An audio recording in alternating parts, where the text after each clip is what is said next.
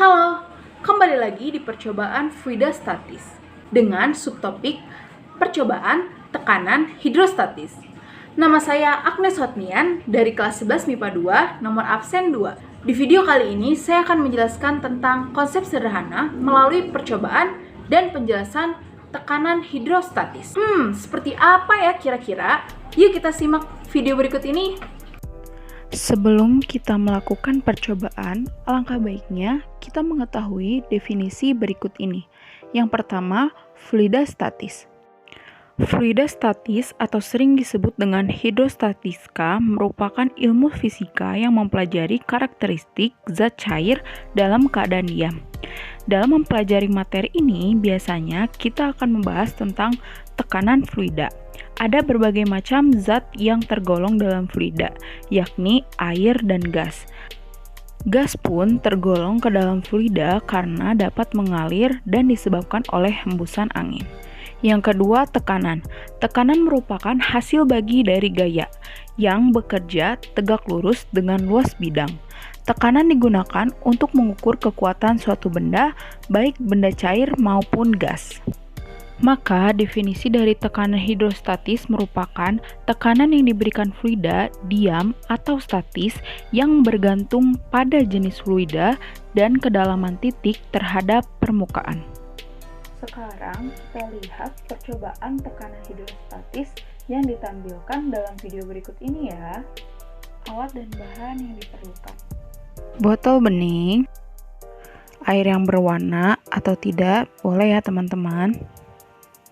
Solasi hitam, spidol penanda, penggaris, dan gunting atau cutter. Langkah yang pertama, kita bisa mengukur dengan penggaris untuk menentukan titik yang akan dilubangi dengan contoh sebagai berikut. Lubangi titik tersebut menggunakan cutter atau gunting. Nah, seperti berikut ya hasilnya. Lalu, potonglah lakban menjadi beberapa bagian. Kemudian, tempelkan ke dalam botol bekas yang sudah kita lubangi tadi. Dan terlihat seperti berikut ini. Kemudian, tuangkanlah air berwarna ke dalam botol bekas kosong yang sudah direkati dengan solasi hitam. Usahakan menuangkannya dengan hati-hati ya, agar tidak tumpah.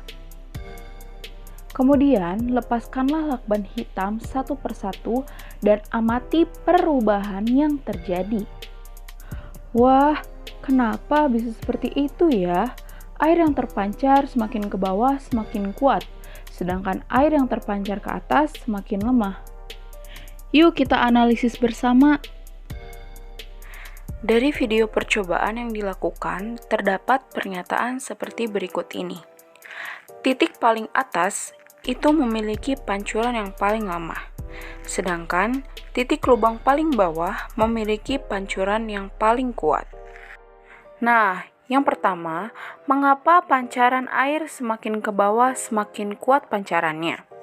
Karena lubang paling bawah mendapat tekanan paling besar dibanding lubang di atasnya, sehingga lubang paling atas mendapat tekanan air yang lebih kecil dan kekuatan pancuran airnya lemah. Yang kedua, besaran apa yang memengaruhi tekanan hidrostatis pada suatu fluida? Berdasarkan rumus tekanan hidrostatis, yaitu massa jenis air, percepatan gravitasi yang satuannya meter per second kuadrat, dan yang ketinggian atau dengan simbol H. Tetapi karena berupa cairan, maka disebut kedalaman dengan satuannya meter. Analisis data hasil pengamatan memperoleh data sebagai berikut. Kedalaman air atau H yaitu 25 cm atau dikonvensikan menjadi 0,25 meter. Yang kedua, H1 memperoleh data 10 cm dikonvensikan menjadi 0,10 meter. Yang ketiga yaitu H3 memperoleh data 20 cm dikonvensikan menjadi 0,20 meter. Yang kelima, massa jenis air memperoleh data 1000 kg per meter kubik. Yang terakhir yaitu percepatan gravitasi memperoleh data 10 meter per second kuadrat. Maka, untuk menentukan tekanan hidrostatis pada lubang pertama dengan cara memasukkan rumus tekanan hidrostatis sebagai berikut. Tekanan hidrostatis sama dengan Rho dikali percepatan gravitasi dikali ketinggian atau yang sedang kita bicarakan yaitu kedalaman pada lubang pertama. Lalu kita masukkan data tersebut yaitu 1000 kg per meter kubik dikali 10 meter per sekon kuadrat dikali 0,1 meter sama dengan 1000 Pascal.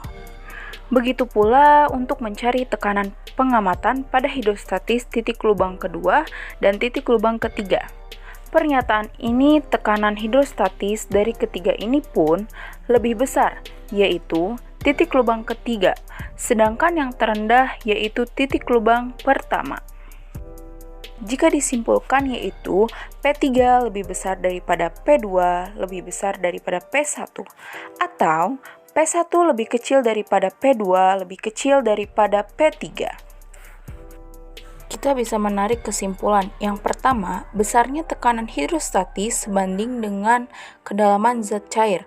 Maka, semakin dalam titik fluida dari permukaan, maka tekanan hidrostatis akan semakin besar.